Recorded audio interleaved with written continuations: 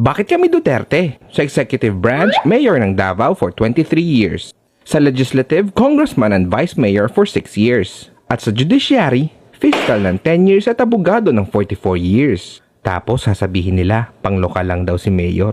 Lingid sa kaalaman nila, ang Davao ay 63 beses ang laki sa Metro Manila. Kahit pagsamasamahin mo pa ang buong bayan sa NCR, mas malaki pa rin ang 4 na beses ang Davao. Pero hindi ang laki ng bayan ang issue dito. Ang issue, krimen, droga at korupsyon. Sa usapang krimen, si Mayor ay binabatikos na nagpapapatay daw ng mga kriminal.